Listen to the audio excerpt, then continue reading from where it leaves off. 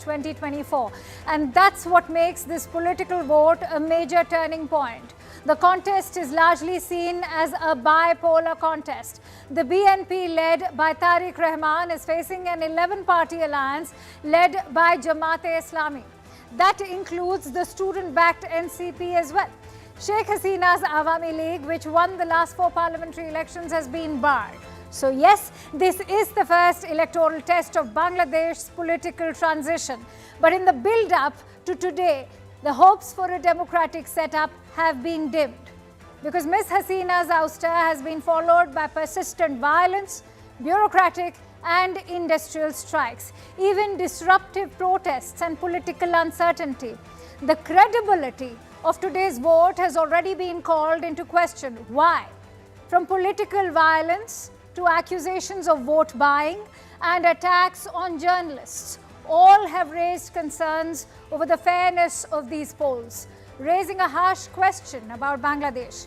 Will democracy ever prevail in a country where its own state institutions, from legislature to the judiciary or executives, have all been hollowed out? So on polling day itself, it's absolute chaos on the streets of Dhaka. Let's take you to the visuals that we are bringing to you over here on Plain Speak. In these visuals, you can see the Jamaat workers are attempting to capture booth. Is this what you call a free and fair election? These now are going to be visuals from Chattogram. Here, the BNP candidate's office has been set ablaze. Nothing new to Bangladesh, especially after the ouster of Sheikh Hasina. The allegation has been made against Jamaat-e-Islami. There are more visuals that we are bringing to you from Chattogram. Here, the Jamaat workers have been caught on camera. They are casting fake votes. In fact, there's also been ballot capturing as far as booths are concerned. You're also looking at boxing of ballots. In Mirpur area, the Jamaat worker was in fact even nabbed with weapons. So today itself has been plagued by political violence. Now remember, what also makes this election extremely significant is that there is a parallel July Charter referendum also taking place. But with Jamaat emerging as the front runner, there are few concerns for India as well. Let's break those down for you. The national security and insurgency on our own borders, especially when it comes to Bengal. Remember, they are accused of providing sanctuary to insurgent groups. Will India be able to control this if especially Jamaat were to come to power? The safety of minorities, the Hindu minorities, we've seen how they've been targeted ever since the ouster of Sheikh Hasina in August of 2024. There have been repeated targeted attacks on Hindus. That's also fueled significant anxiety against the minority community. Bangladesh's recent alignment with Pakistan could get more boost if it's a government-led, influenced by Jamaat. You could also see Bangladesh tie up with Turkey if the Jamaat were to come to power. They might tilt closer to Islamabad though. Connectivity projects will then eventually take a hit if a hardline government disrupts existing frameworks at the moment. There's already a rise of radicalism. Student wing Islami Chhatra Shibir's rise has already indicated the shift towards radicals among the youth. Let's not forget that one of the student leaders was also shot dead. But in a significant departure from the past, the Jamaat is making a shift in the narrative. What do they stand to gain? Well, the party nominated a Hindu candidate, Krishna Nandi, for the 2026 elections and even formed a non-Muslim committee in several districts. Leaders now publicly assert that minorities should have full citizenship rights. Are these empty promises? Well, we'll be taking that forward with our guests in just a bit. As far as Bangladesh polls are concerned, let's talk about radical resurgence. Is there going to be concern for India? That's a question we'll be taking forward with our guests in just a bit.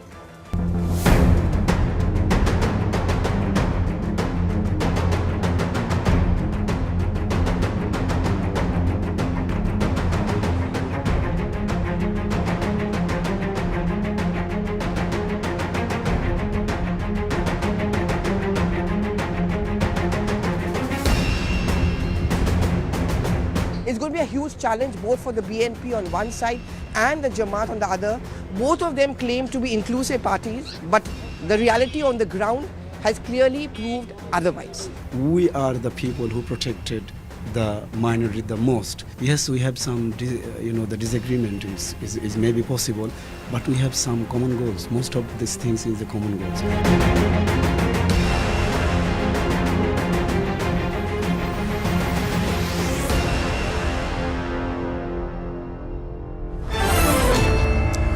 Let's quickly go across to Pallavi Ghosh, who's joining me live from Dhaka. Pallavi has been tracking Bangladesh situation for quite some time, not just the elections. Pallavi, thank you for joining in. I hope you're safe. To begin with, there have been 5 detainees in the build-up to the election. One of them includes a Jamaat member. The other is, in fact, a polling officer. Is it even safe to say that this has been a free and fair election? Well, officially the voting has begun, so that's the counting has begun. So that's the quick update we can get for you. According to Election Commission, the voting has been up to 50% and the official figure should be out anytime soon. We are also expecting that the results could be declared by a little bit over midnight or possibly early tomorrow morning. But as you rightly pointed out, Akanksha, this time the elections are different because apart from voting for the government, there's also a vote on the referendum. Well, I mean, free and fair, when those pictures start coming out, Dhaka has been more or less very peaceful. But even in the Hindu-dominated areas, there has been a underlying apprehension, a fear. Many of them said that we want to go and cast our votes because we don't want to be marked as boycotting it. So there were these worried signs very much there about security. In fact, much of Dhaka we saw the army out in many pockets. There were 10 to 11 areas in Dhaka which has been marked as being extremely sensitive. So while they were able to control the situation in the capital of Bangladesh, when you step out of the capital areas like Khulna, Chattogram or Chittagong, in all those areas there have been many incidents of arm twisting, threatening the voters, intimidating them, clashes between the BNP and Jamaat, because it's actually a do or die election for both the stakeholders, which perhaps goes on to explain and maybe I will understand why the tempers are so high. Both the BNP and the Jamaat know that this is now or never, and that is why they have put a lot of effort into trying and ensure that their voters come out to cast vote for them.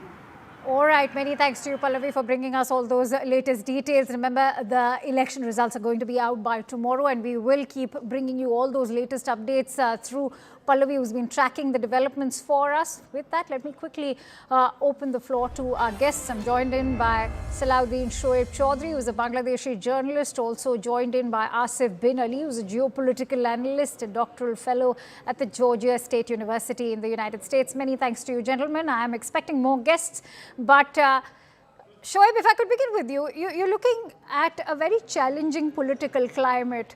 For 4 decades, we've seen a contest between BNP and the Awami League. This time around, the Awami League has been barred. So you're technically looking at a contest between the BNP and an 11-member alliance led by the Jamaat. What is different this time around? The difference is, frankly speaking, now BNP and Jamaat Islami, they have almost similar ideology. We can say that they are ideological brethren. And both of them are in favor of indirectly. Jamaat is in favor of caliphate rule. At the same time, BNP is in favor of Islamic rule. So this is the distinctively different, that there is no secularist vote during this election which has been held in this country.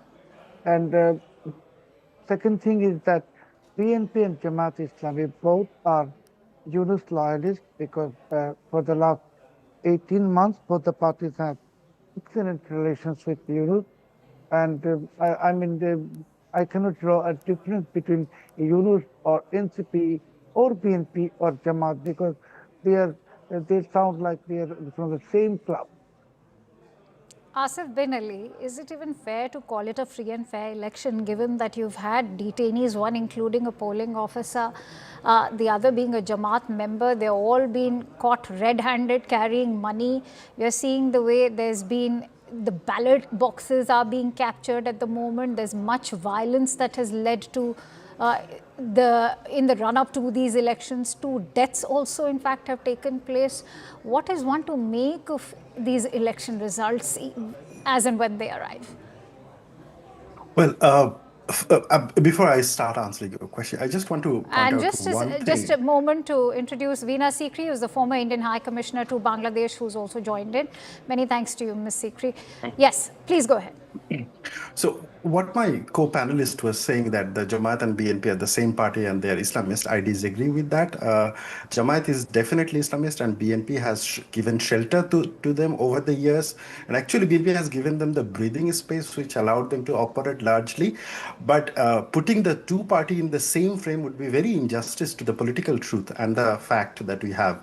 Now moving towards your question, the election violence that we are right now seeing, definitely it's very alarming and there is no doubt to defend those violence activities. And particularly for last 2 days, Jamaat and BNP, depending their power in different areas, they have participated in intimidation, but the more cases are coming against Jamaat. Traditionally speaking, in Bangladesh, we expect that the bigger parties will be more violent and the smaller parties would be less violent. But this time it has happened otherwise. It has been seen that the Jamaat has become more violent compared to the BNP, but that doesn't mean that BNP was also free from not participating in some of the cases.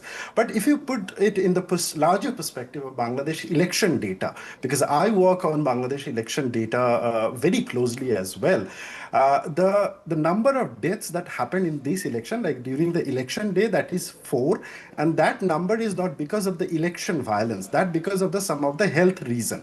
Okay, like one of the person, he had a heart attack, so he died. But like for example, if we look back in the last election in Bangladesh, like only the 2018 election, there were 18 deaths. Even the election was just only Awami League and was participating, there were 18 deaths. If we go back to the more past, like in 2001 and 2 elections, there were more than like a couple of dozens of deaths. So, and the numbers of like detainees are very high. Like for example, when Awami League was leading the election in 2024, it was the detainees number was 11,700. So I'm not saying that this election The interesting part to everything that you're stating right now over here on primetime television, Asif bin Ali, is that the party that you are accusing of resorting to violence has been barred from election, from contesting, is not even there to defend its case. So I have to take this forward. First of all, Awami League is not responsible for this violence. Okay. No, but you're comparing the figures. You're comparing the figures with the tenure of Sheikh Hasina, right? So I don't think it's even a fair. It's not even a fair yardstick at the moment, given that a political party under a democratic regime that's expected to be democratic has been barred from contesting elections. Shoaib, would you like to respond to that, given that we have enough video evidence of the kind of violence that has been plaguing this election, one that was supposed to be extremely significant, the kind of ballot rigging that's taking place, the way in Chattogram we've seen the office of a BNP candidate being set on fire. How do you respond to Asif when he's drawing that comparison with past elections? Is that for me? Yeah. You were asking me, right? Yes, sure. Please go ahead. In 2018, the 2018 election of Awami League, now BNP, Jamaat and others, they branded, accused it that the election took place on the previous night. Now, today's election, actually it began yesterday afternoon, ballot stuffing, openly. We have all the video evidences. We have seen the evidences on TV channels and social media, number one. Number two, never in my life I have seen, even Her Excellency was in this country, we have never seen that during the previous night or day of the election, such a millions and millions of takas were recovered from the positions of political parties were distributing. I'm talking about Jamaat Islam and PNP both. I mean, this is a very one-sided stage drama. Still they were distributing money because, as I said, Jamaat PNP are political, ideological brethren. Still they were distributing money because for the Jamaat is the first time an opportunity of emerging into a ruling party, and for BNP it was a risk of letting Jamaat become a ruling party. Asif Because bin Jamaat, Ali, how do you respond to that? Because as far as distribution of money is concerned, Jamaat member has been caught red-handed on camera. We have footage to back that claim. So is this the new normal for Bangladesh elections? Jamaat member has been caught red-handed in election, like carrying a large sum of money, which is very unusual of that amount at that time. And also there are other cases where we have seen some Jamaat party members and the preacher, like those who are participating in the election campaign, they have handed over some money. And so basically, I'm not surprised, The reason why I'm not surprised, because this election has become like do or die kind of situation. The tension is so high. Like both the parties, Jamaat and BNP, are trying to win. And Jamaat finds this is their one of the chance that they have to win. And they are ready to do anything that they can do. So I cannot deny the use and abuse of money in the election.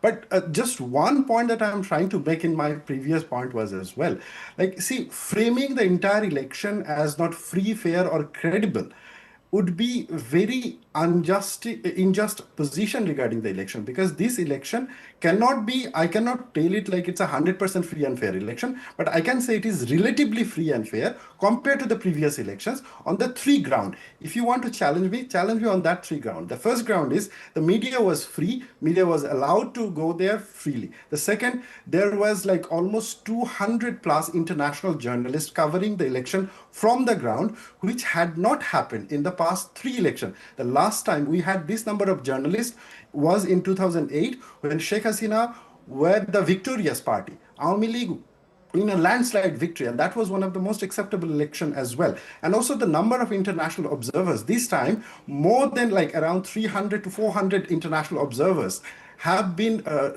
like visiting the Bangladesh and also looking at the elections. That's also a high number. The number of international observers that came in Bangladesh to view the election in 2018, that is less than, like, the credible one, of course, that is less than like 50 institutions I want to only came. quickly make your point, Asif, because I have to take a rebuttal from Shoaib and then I need to go to Ambassador as well. Aksha, the observers, 500 observers this time, I'm saying on record, most of them were provided air ticket, hotel, and pocket money by the Yunus regime. So they are not observers, they're hired spectators to give an endorsement to this election. This is the biggest farce drama happened in this country. International journalists, every time, I'm a journalist, every time, hundreds of international journalists came to this country to cover election. Even in 2018, hundreds of foreign journalists were in this country. This is not history. But the history is Yunus has hired the foreign observers with air tickets, hotel accommodation, and pocket money, and I'm saying it on record. So there are no foreign observers except from those from the European Union and some other countries who want Jamaat Islami to win the election or let Yunus remain in power. Okay. So this is a well-orchestrated drama of United States, European Union, Britain, and other foreign interest groups. Ambassador Sikri, we are talking at a time when we've seen one of the leading political parties being disqualified. That in itself raises questions about the democratic setup of a country. More importantly, you're talking about Muhammad Yunus, who promised reforms. He was somebody who was awarded the Nobel Peace Prize for his microfinance. None of that, in fact, arrived in Bangladesh. Bangladesh continues to battle cost of living crisis. Inflation is projected at over 8.5% at the moment. How do you think Bangladesh is going to look at the regime of Muhammad Yunus? He's leaving with several critics, in fact, questioning him at the moment. Absolutely, I agree that this election is not an election. It's a selection, because the biggest single political party in Bangladesh, the Awami League, has been excluded. 40% of the vote share in most elections, a minimum 25, ranging up to 40, has gone to Awami League in every single election held in Bangladesh. What is the Jamaat-e Islami afraid of? because the only two cadre-based organizations in Bangladesh are the Jamaat-e-Islami and the Awami League. So clearly the Jamaat-e-Islami thought that they would benefit the most by the Awami League not coming. And this person who's mentioning about 200 people coming as journalists, do you know that more than 58 or 60 of them are from Pakistan? There was a list published, actually. The Pakistan High Commissioner in Dhaka is supposed to have a big reception for all these huge numbers of people who come from Pakistan, from one country, Pakistan, the newfound friend of Bangladesh, who is now embedding themselves in the Bangladesh army. The people of Bangladesh are forgetting their connection with the liberation war, the values of the liberation war being forgotten. All the language. Can you imagine February's language Mother Day? This is the day we recognize, the Bangladesh people recognize their allegiance to Bengali language and literature. And this is the day, the month in which they laid down their lives for the Bengali language. And in this very month, the elections are being held, and thanks to Jamaat-e-Islami in Pakistan, the campaigning has been in Urdu. There could not be a worse hit upon the pride of the people of Bangladesh. From the ISI footprint. And the people of Bangladesh have understood all of this, and that is why they have kept away from the election. Asif Bin Ali, would you like to respond to that? Would you like to respond to that? No, there's a very poor turnout there. I know. Yes, I was on of another course. show, 60-70%. Actually, the response is so low. There's been nothing.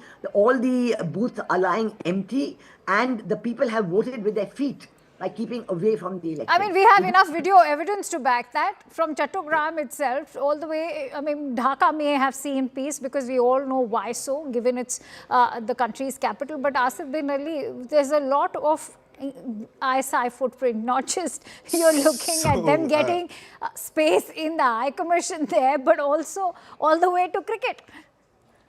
Absolutely. Let me, at least, because there are so many rebuttals points, but I would not be able to do that. I appreciate your patience. I appreciate it. Yeah. So let me have the 3-point rebuttal. One is the point regarding international observers have been paid and given hotel locations and others. I do not have the data to confirm that. At least I would depend on credible local or international media coming up with the receipts that, okay, this is how government paid them. And I think it's fair to be very cautious about one individual's position rather than verified sources. The second one, regarding Ambassador Veena Sikri, what she was saying, regarding the Pakistani journalists, do you know how many Indian journalists are covering this report? If you check the Bangladesh embassy list of Indian journalists going and covering this report, the number is more than 30. That's a significant number. Now, if I compare 50 Pakistan journalists is bad and 30 Indian journalists is good or bad, because Jamaat would consider the Indian journalists bad and then the Awami League will consider Pakistani journalists bad, we would not be sitting together and having that discussion. So we have to have basic understanding that, okay, fine, these journalists have been there, they're working. Let's consider their content. If they are misreporting, if they are wrong a reporting, geopolitical analyst such as you, I expect should have the understanding of vouching or say advocating for free access to international journalists from all countries. It's not just about bracketing them as Indians or Pakistanis or Europeans or Americans, but it has to be access which is in equitable numbers, right? Okay, now tell me, if 30 Indian journalists applied for the visa, have you seen a single cases where Indian journalists have been denied for visa? Was there a single case? Because I know at least 10 of the journalists who are working in India. Quite frankly, I don't. Can you have a single Let's also listen into what Ambassador Sikri has to say. Ambassador Sikri, please take your time. I find it very trivial that we are spending all this time discussing whether 30, 40, 50. Please focus on the veracity of the election, the leaving out of the Awami League, the poor turnout, the way in which the Yunus regime has destroyed the Bangladesh economy. I mean, it's shameful. We're talking on a day when the elections are happening, that too, after the ouster of Sheikh Hasina. How significant this is, I need not even emphasize. And the BNP spokesperson has refused to come on air. Awami League is not coming out in the open. They're saying that wait for the results, then we'll speak. Such is the plight of democracy in Bangladesh. Shoaib, I want to quickly bring you in on that referendum that we've been discussing, that ballot in itself, that entire document, I find that deeply problematic. How can you reduce a referendum to a question which says, are you in favor of a referendum that's going to bring constitutional reforms to Bangladesh? Yes or no? This is like Brexit. Are you choosing for the countries to leave Europe or not? Yes or no? How can we reduce a political referendum which is talking about constitutional reforms, which is talking about bringing changes to the polity of Bangladesh, to just a yes or no? Sure. Kangsha, you see, this referendum asks people 4 questions. 4. But people are given only one option. Which Asking is? 4 questions. Yes, but only one option. You have to say yes or you have to say no. But there are questions, 4 options. 1, 2, 3, 4. 4 questions. But you have to say in one tick yes or no to the 4. So this referendum itself is a fraudulent action. And please note, I have already shared with many people, Her Excellency is also aware, that this referendum ballot, it does not contain any serial number. True. The election ballot has serial number, but this referendum ballot has no serial number. So it does not matter how many people have cast for yes or no. Yunus has the control. He will take it all together. And then even yesterday night, I have tweeted a video where it is seen that the ballot of the referendum was, people were jumping on the ballot of the referendum. So the referendum is the main instrument for Yunus, and today Yunus was almost jumping like a kid. He was so happy. He said it's a grand Eid. Yes, it is grand Eid because this referendum gives indemnity to his criminal activities for the last 18 months. It gives the opportunity to him I have to go destroy to some breaking inputs coming in. Asif bin Ali, would you quickly want to come in on that? Why the referendum ballots have no numbers, no serial numbers? I don't care who stands to benefit. It could be Jamaat, it could be BNP, it could be Muhammad Yunus. I don't care. But tell me, what do you make of this ballot lacking a number? I mean, voting is not done like that. First of all, this is, I don't think this is acceptable of having no number on the ballot. It should have been, if it is like a credible thing, it should have been a number. Thank you for calling a spade a spade. Yeah, can I add to that? Sure. I think that this whole exercise, that there is no provision for a referendum in the constitution of Bangladesh. There was no provision when Yunus was sworn in for an interim government. Whatever has happened in the last 18 months, including the referendum, is against the constitution of Bangladesh, and it is illegitimate. And I can tell you that the people of Bangladesh know it is illegitimate. That's why they haven't turned out to vote, because they don't want to vote on something illegitimate. So I think that one has to really call a spade and see. But the shocking part is that it is the Western democracies, so-called democracies, supporting these illegitimate events. The same British High Commissioner who in 2024 criticized Sheikh Hasina for BNP not being there in the elections, although BNP was never banned, but they chose not to participate. Today she is justifying the exclusion of Awami League and calling these elections participatory. And we know that an election which is not inclusive is not credible. How does... And would the Western democracies do this for themselves? Would they ban the Labour Party in the UK? Would they ban the Republican Party in the USA? They would never dream of doing it. It has not happened even in Sri Lanka, where the Rajapaksa government was brought down, but when the elections were held, his party was allowed to take part. So I think these essential questions of how this entire election has been structured with an artificial ban. What beats me, Ambassador, is that when it comes to making changes to an electoral process, you're talking about bringing in anti-corruption measures. What is going to be the cost of it? What are going to be the larger implications of it? There has been no discussion with the people of Bangladesh. And as I said, it's been reduced to a yes or no. That is just again bringing the many referendums that Chile had witnessed, that Brexit witnessed. And I see a similar outcome happening in Bangladesh as well. So who will accept that referendum? Which world country, which respectable democracy of the world can accept accept such a referendum result. Let's also That's listen in to what the ousted leader has to say on a day like today. Sheikh Hasina's statement coming in, breaking inputs over there for rejecting the sham election staged by the killer fascist Yunus, who seized power illegally and unconstitutionally. The leader of people, Sheikh Hasina, has expressed her thanks and gratitude to the masses at all levels, including mother sisters and communities. Today's so-called election organized by Yunus, who took power through illegal, unconstitutional means, was essentially a carefully planned farce, disregarding the people's voting rights, democratic values and the spirit of the constitution. It's a deceptive election which was arranged without the Awami League and without the voters. Quick closing thoughts over here. Asif, to begin with you. Well, first of all, the kind of politically loaded language, I mean, we are using when we are looking at the election. This is Sheikh Hasina's I find statement. it very problematic. It is not our no, politically loaded language. I'm not talking about what Sheikh Hasina said. I think she has all right to say and to address her party members. There is no doubt about it. But I'm just saying, you know, from the framing part, the way you and also our my honorable panelists, they have framed the entire election thing. It seems you're not giving the credit to the agency of Bangladesh people. You know, you are only looking at what is the security framework and what what Yunus has done and what because the that other is what things democracy is is supposed to ensure. So the Free basic and fair democracy election foundation is through giving a strong a space for the security people. apparatus. I'm sorry, I'm not going to have you negate democracy and the right for people to cast their vote without a secure atmosphere. Ambassador Sikri. And Well, keep in mind, Ambassador, the coming days will decide the foreign policy of Bangladesh towards New Delhi as well. How do you see a BNP governance versus, say, the Jamaat? Well, I don't know whether it will be either a BNP government or a Jamaat government or a combination of the two.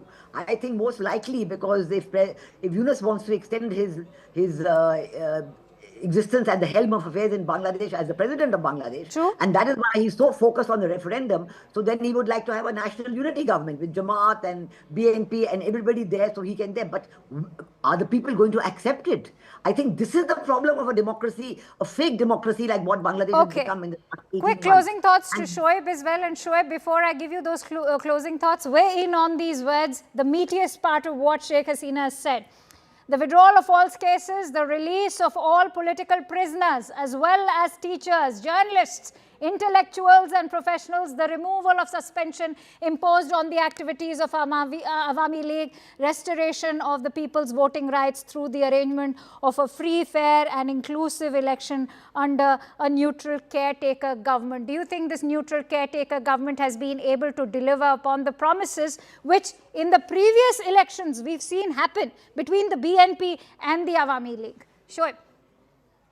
Kansha, actually, I would like to tell you very frankly that I don't trust this statement from being Sheikh Hasina. If it was a video statement from Sheikh Hasina, I would say yes, it is from Sheikh Hasina. It could be written by anyone. Sheikh Hasina is being aloof from the politics from 24th of January this year. Even if she's not penned it, it's endorsed by Awami League, given that it's been shared on their X handle, yes, and her man Friday has personally sent it to me. Yeah.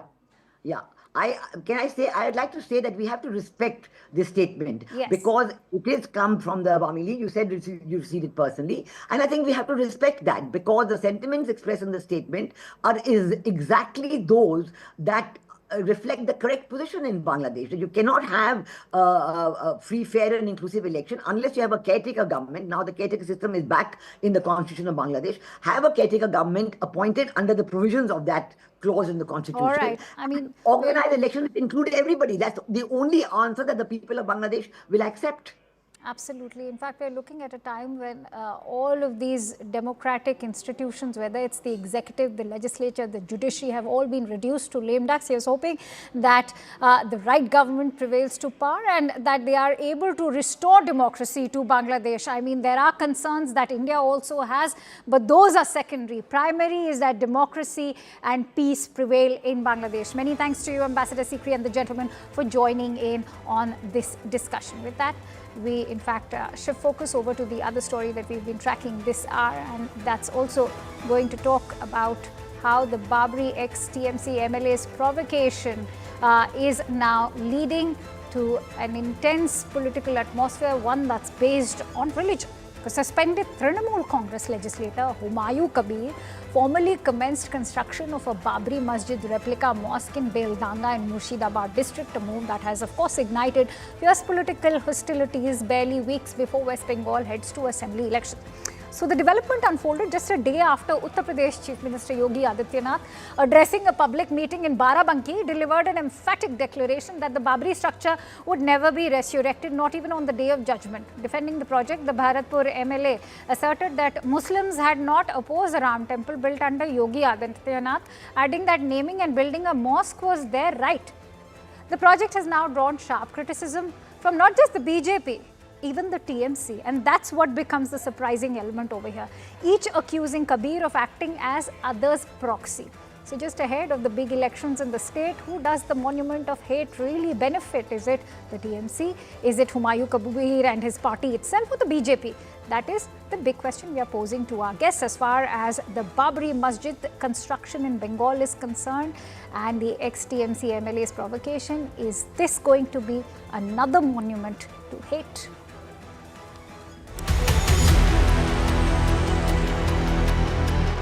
That he is showing a victory sign. That is quite interesting. Relating Babri Masjid directly to election, that's quite clear from what he is showing. This is a show off of Humayun Kabir, no doubt.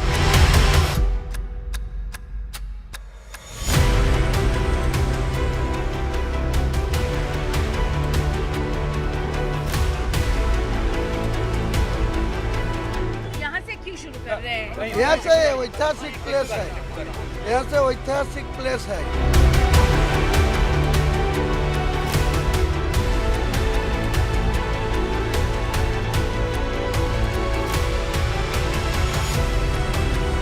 और हम आज फिर इस बात को कह रहे हैं कि कयामत के दिन तक भी कभी कयामत का दिन तो कभी आना ही नहीं है, और इसलिए बाबरी ढांचे का पुनर्निर्माण कभी होना ही नहीं।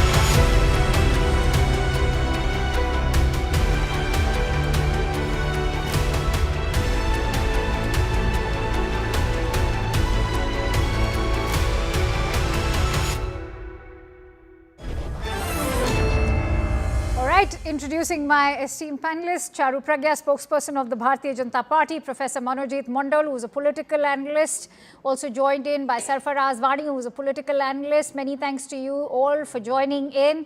Charu Pragya, before I'm labelled as a BJP stooge, I'd like to point my first question towards you. When Humayun Kabir was being suspended from the Trinamool Congress, he was being labelled as a puppet being propped up by the Bharatiya Janata Party.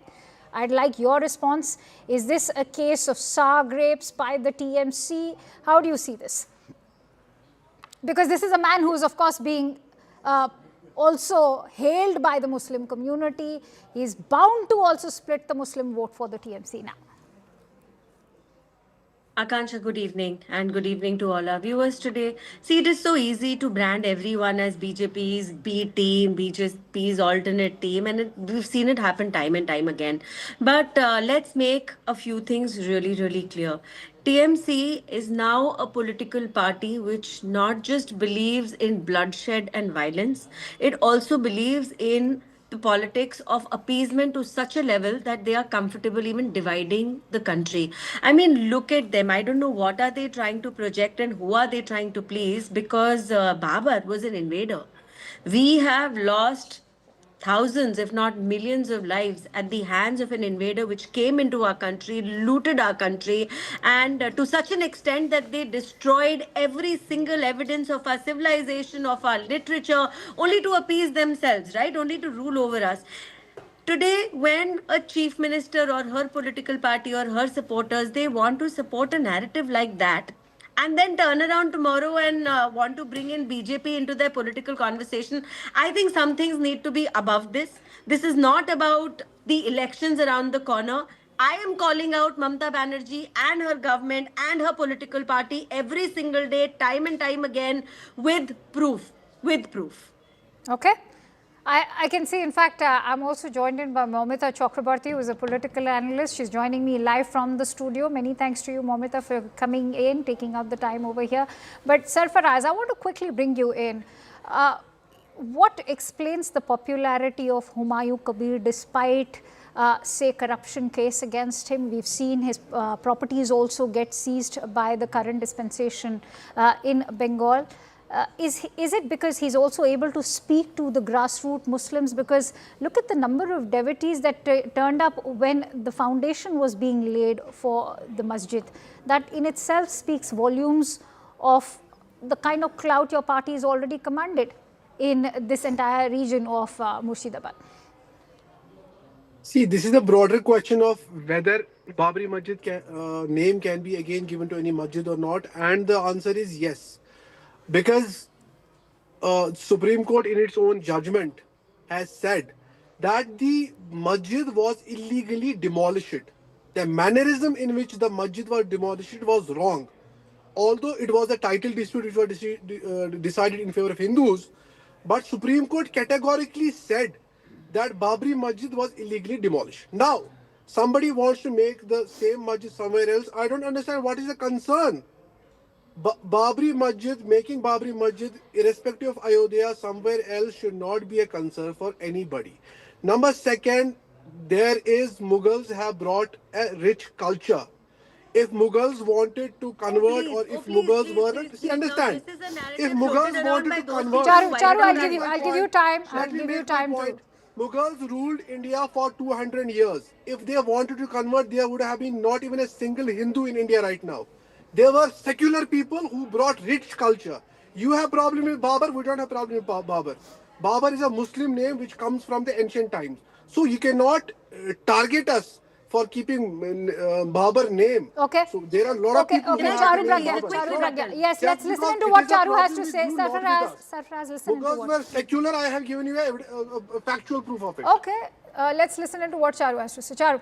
No, we need to go back into a little bit of history here, and I will not go very far back into history. Let's just focus on the area of Murshidabad. Let's see how in recent times in Murshidabad we have seen unprecedented violence.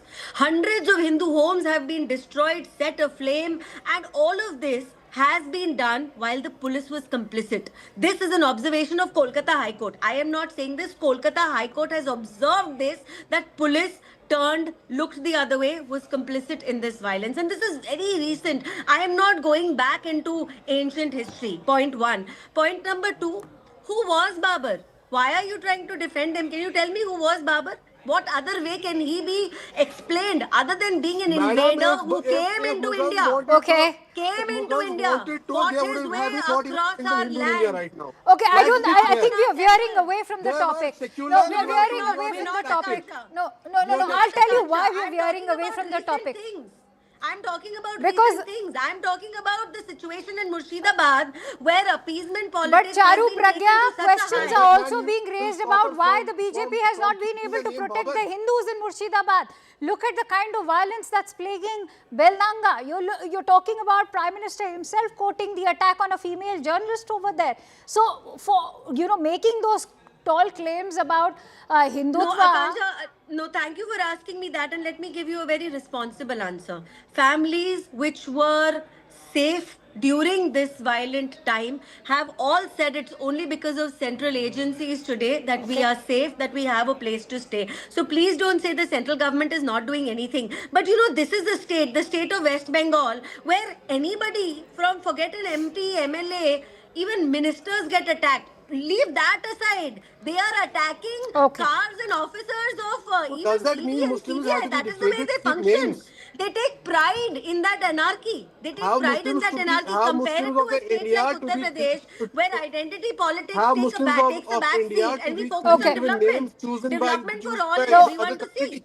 All right, let's quickly bring in our other panelists also. I think Momita also wants to make a quick point before I quickly go back to the other ones who are waiting. I can see Monajit is also waiting. So, Momita, quick 30 seconds. Well, according to me, Akanksha, I find two prominent sides to this. I mean, when you say that Babri Masjid would be founded in West Bengal, Murshidabad, it is two prominent visual. The first one, I would say, it's a prominent provocation between two communities like Hindu and Muslim at this point, because the election is knocking at the door. And the second point is this is definitely for the vote bank appeasement politics. And also, if I give you the example of the vote bank appeasement politics, so I must talk about the Congress, and we also know that how the vote bank appeasement politics has been the dream of the bucket list of Congress government from the very beginning. And coming to Babri Masjid again, this Humayun Kabir, couple of months back, clearly said that he will cut the Hindus into pieces and throw into the Bhagirathi rivers. And Mamata Banerjee did not even bother to address that man who is delivering so much provoking dialogue. Just think. He's saying that he will cut the Hindus and throw into the Bhagirathi river. But still the man is just openly roaming around everywhere and talking about Babri Masjid foundation and all. So this is absolutely nonsense, I would say. But in West Bengal, I mean, if you talk about the Hindu vote bank and also Hindu community was never considered for any political party apart from one since 2014. Every party did not take Hindu community at all seriously because Hindu community was never considered as the vote bank politics for any political party. That's why they have been taken that much granted every single day. Monojit Mandal, is it true that the TMC government has not taken any action against Humayun Kabir? Why were his properties seized then is also the question. Also, what explains the kind of active support that's coming to Humayun Kabir from not just grassroots level Muslims, even Muslim clerics? Something that was very evident by the number of devotees that actually turned up at the foundation laying of the Babri Masjid. How do you respond to, say, statement coming in from Humayun Kabir when he says that he will ensure that neither the BJP nor the TMC come to power?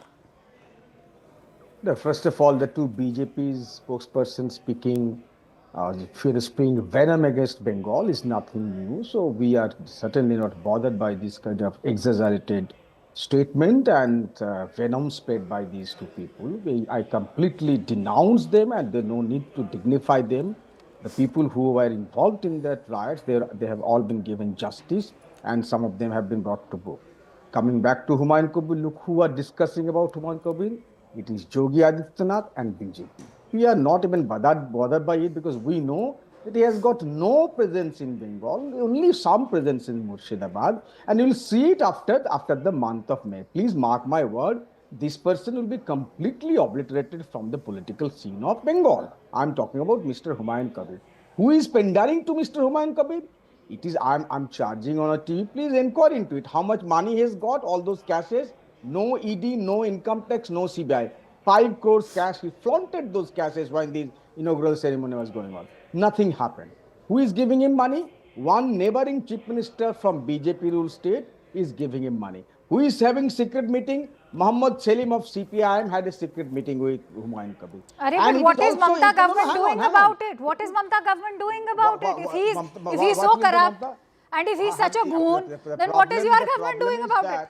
No, the problem is that you only spread the half truth. The Calcutta High Court has said that any person can build a mosque, temple on a private land. That is the verdict given by the Calcutta High Court. I think Mamata wants to come in on that.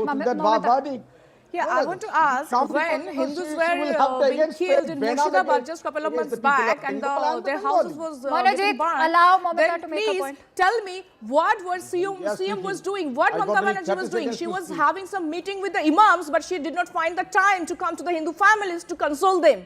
Is that we are looking for from a CM, the responsible CM in West Bengal? Secondly, just a couple of days back, one journalist, lady journalist got beaten up in Beldanga. What the CM did, she said, no, just don't get into those sort of places where the person can be mobbed. Is this a statement are we expecting from an honorable CM like Mamata Banerjee? She is a very, very, very experienced politician. We at least expect some sympathy for the women at least. If she cannot give the security and cannot give the proper administration, she must resign. Being a political analyst, I don't even hesitate to say this. No, but Monojit, I'm not just going to make this about Hindus. I'm also going to talk about the Muslims. They make up 40% of the demography at the moment. Are you not admitting that there is also minority dissatisfaction? There's action being taken by the Mamata government.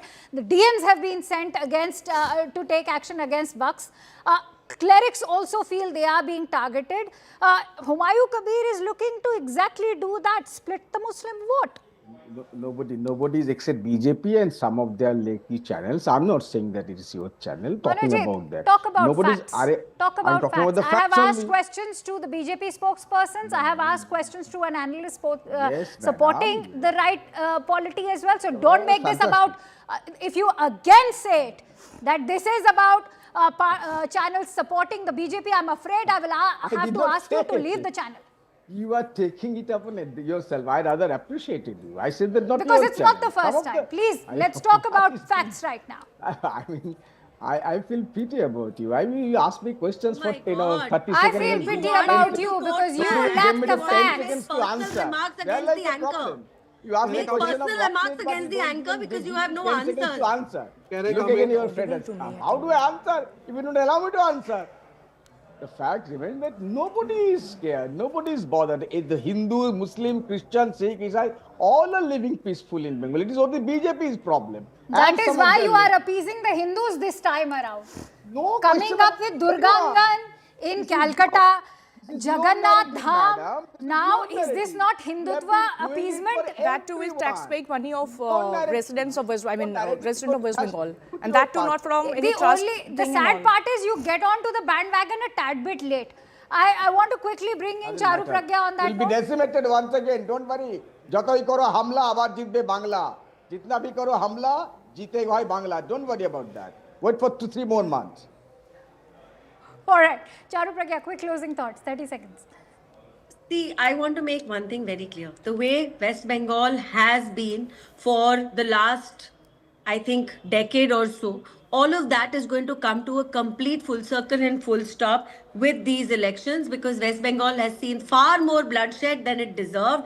It has seen so much of appeasement politics that even a grandmother who was raped needed to come knocking at the doors of the Supreme Court. She did not get justice in her own state. Another And Zainab. at the same time, whichever district you look at, whichever issue you looked at, it's rampant and it is terrible. I can only pray that West Bengal is rid of this tyranny. In an election where religion is an issue and law and order, good governance goes for a toss, we can imagine the plight of the state governors. Many thanks to you all for joining in on this very fiery and interesting discussion. It was a pleasure having you here on Plain Speak. Up next is The Right Stand with Anand Narasimhan.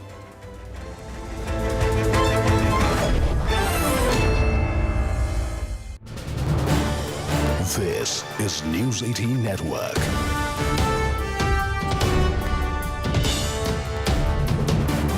India's largest news network. एक और चीज है कि पाकिस्तान उसी venue पे, उसी stadium पे खेल रहा है. भारत को यहां से वहां जाना पड़ेगा. तो आपको कहीं लगता है कि उनको एडवांटेज ज्यादा शायद होम कंडीशन जैसा हो जाए?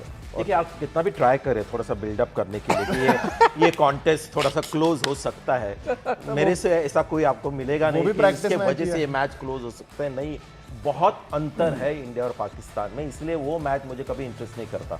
India South Africa, India Australia, ये मैचेस मैं देखूंगा, लेकिन लोग देखते हैं और उसकी वजह भी वही है. ये मेरा मानना है, लेकिन शायद इनकी क्वालिटी ऑफ क्रिकेट जो है वो India Australia, India South Africa में far better than India Pakistan. India Australia, India South Africa, India Afghanistan turning पे. एक खिलाड़ी है पाकिस्तान का जो वो मिस्ट्री स्पिनर, हाँ, उस्मान तारिक. ये यहाँ देखिए, मेरे पास बैट है और बॉल है, ये बॉल पकड़े, ये आप बॉल पकड़े तकलीफ दे सकता और है. सर आप मुझे ये बताएं कि वो जो कर रहे हैं वो सही है कि गलत है? ये वो लोग, उसकी वेरिएशन ऐसी है ना. अच्छा, ये बॉल और आ गई है, लाइए फेंकिए इधर हाँ, एक बॉल आ गई है, लाइए, ये लीजिए. अरे चार व्हाइट बॉल हो जाएंगी. ऑफ स्पिनर है ना, ऐसे होता है, एक लेग स्पिनर ऐसे होएगा. जो गूगल है अनिल कुंबले का जैसे थर्ड उंगली से जाता है ना, एंड फिर उसकी आर्म बॉल है.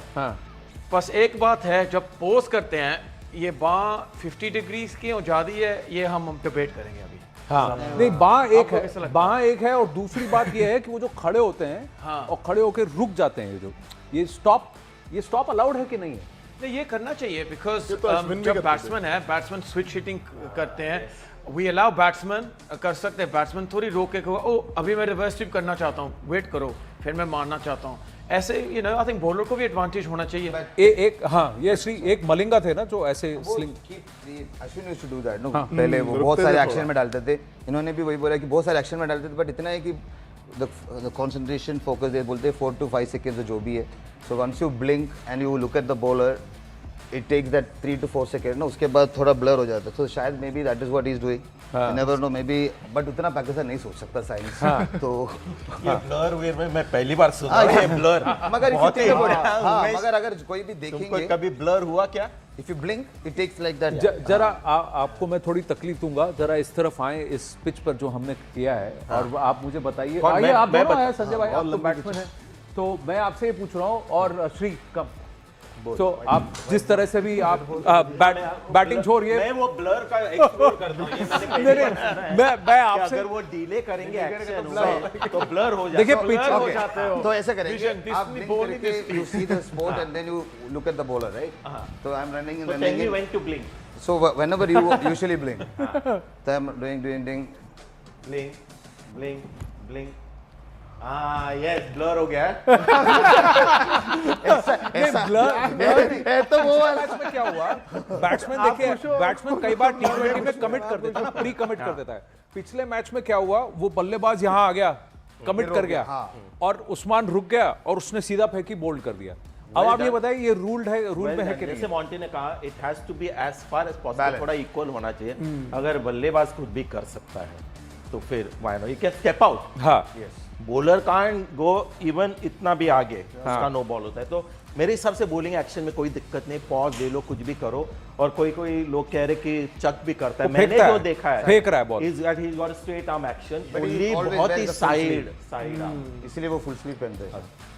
फिर से देखिए ये उसका थ्रो है, अब ये आर्म का रिलीज है सर, ये अब ये आर्म सीधा है कि नहीं है? सीधी, अभी आई टेल यू, अभी कौन है वहां सीधी है जी, हाँ, तो चकिंग का क्या है मॉन्टी, आप आके बताएंगे जरा बेहतर, स्पेसिफिक एंगल भी। चकिंग का आपको कौन सा कैमरा है मेरे ऊपर? ये देखिए, ये कैमरा, वो कैमरा, दोनों कैमरास हैं सर। तो ये जब आप पकड़ते हो ना, दैट डजंट मीन चकिंग। हाँ, ये हाँ, इफ यू एक्सटेंड इट, हाँ, देन इट्स चकिंग। तो अगर मैं बाह घुमा के ये छोड़ रहा हूँ, यहाँ से झटका दूं तो it's not चकिंग। So shoulder height के ऊपर अगर बेंड है, हाँ ये दिखाइए, तो अगर ये शोल्डर हाइट के ऊपर ये बेंड है, अभी ये मेरा कोई किसी ने स्टिल पिक्चर लिया, you can't say I am chucking. If I bowl it like this only, it's not chucking, but if I bowl like this, यहाँ से झटका दूं, तो झटका दिया तो ये हो गया चक्की। 15 डिग्री कुछ तो शायद इंटरनेशनल रूल है, तो अब वो झटका दे रहा है कि नहीं दे रहा है? 15 to 18 डिग्री। उमेश भाई को मेरे गट्स देखो, बॉलर होते हैं इधर, और मैं अब बॉलिंग का ध्यान दे रहा हूँ एज अ बैट्समैन। नहीं, अब आप बताएं, यही है ना, ये आप इधर आए, वो कैमरा सामने आपको पकड़ेगा, इधर मैं जैसे राइट व लेफ्ट आर्म और राइट आर्म करता हूँ ना, ऐसे वो इधर आगे ऐसे रुक रहे हैं, जो बाँ है ना, बाँ वो सेम है, वो ऐसा नहीं है बेंड हो रही है, जैसे संजय जी कह रहे थे ना, ऐसे रखा है उसने, वो देखेगा क्या हो रहा है, आगे आगे पीछे आगे, फिर वो जो डिफरेंट वेरिएशन है उसकी, ये वाली गूगल एक आर्म बॉल होती है, यही सेम ग्रिप से वो ऑफ स्पिन डालते हैं, और जो लेग कैनन बॉल, सो वो फिंगर स्पिनर ज़्यादा मानते हैं, बट जो ये है ना, ये इस तरह से आएंगे, जो बैट्समैन है, सो बैट्समैन का जो विजन है वो फिर जो अंपायर के जो पीछे ऐसा खेलेंगे, मलिंगा जैसे स्पिनर है बस। ये जो स्लिंग आर्म एक्शन है, कई लोगों को लगता है वो झटका दे रहा है, आपको क्या लगता है Shri? That is absolutely fine, क्योंकि लोग बोलते हैं कि it comes from umpire's stomach, बल्लेबाज दे यूज्ड टू डिस्कस, तो they say the batsman to focus, they should look at the umpire, because Malinga जब बॉल डालते तो literally the finish was literally from the umpire stomach, this area, तो it was, he is saying about the झटका है या सीधा, क्योंकि वो आप ही बताओ, ये और एज बॉलर्स में आपसे जाना, आप तो स्पिनर है, आप पेसर हैं, कि जगह पे खड़े होके 1 सेकंड रुक करके और कितना झटका दे करके आप बॉल, नहीं पर उसकी शोल्डर में देखो कितनी जान है, ऐसे डालना, कोई मोमेंटम नहीं उसके पास, but it should be a rule that it should be continuous rotation. But मुझे लगा